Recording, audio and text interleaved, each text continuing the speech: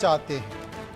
Ukraine में चुनाव कराने के लिए भी हम तैयार हैं, ये बात जेलेंस्की ने कही है।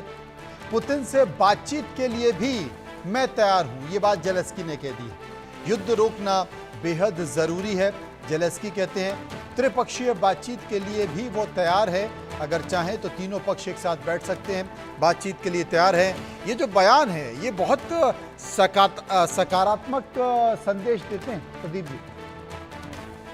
तो मीन्स डूबता क्या नहीं करता कहने वाली बात है।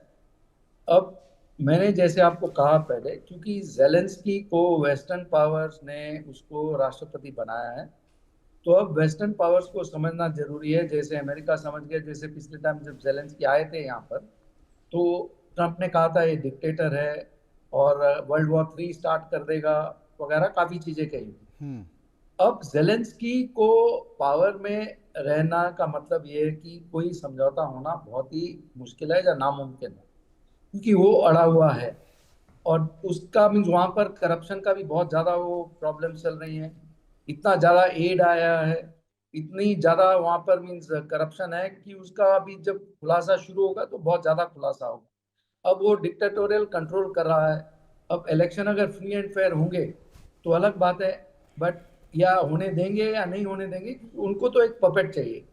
जो रशियन स्पीकिंग लोग हैं, और काफी परसेंटेज, काफी हद तक जो लोग हैं, जी उनमें से कुछ लोग ऐसे भी हैं जो रशिया को सपोर्ट करते हैं। अब भी हर देश में, जब भी मैं ट्रैवल करता हूँ पूरे ईस्ट यूरोप में, ईस्ट यूरोपियन कंट्रीज में, बहुत सारे ऐसे मंत्री भी मिलते हैं जो साफ कहते हैं कि भाई हमको बहुत ज्यादा दबाव डाल रहे हैं और हमको मीन्स फ्रीली डिसीजन नहीं लेने दे रहे वेस्टर्न कंट्रीज, हमारे ऊपर इतना ज्यादा प्रेशर है। तो वो स्थिति अगर है, और वो अगर आज के दिन में किसी तरह छोड़ दें अपना पावर, तो उनके लिए बहुत मुश्किल बात है। क्योंकि हमने बहुत देशों में देखा है, कंबोडिया में जब मैंने काम किया, वहां पर सीआईए ने किंग नोरोदम सियानू की सरकार को उल्टा दिया था।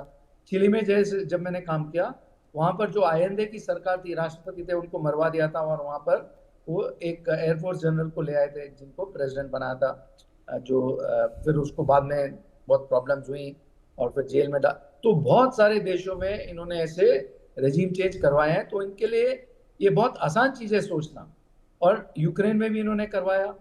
तो अब इनको ये सोचना है कि अगर पीस होना है, अगर सीज फायर होना है, अगर यूक्रेन को वापस अपने पैरों पे खड़ा होना है, अगर इसके बारे में बातचीत होनी है कि सिक्योरिटी गारंटीज कैसे होंगी, क्या होंगी।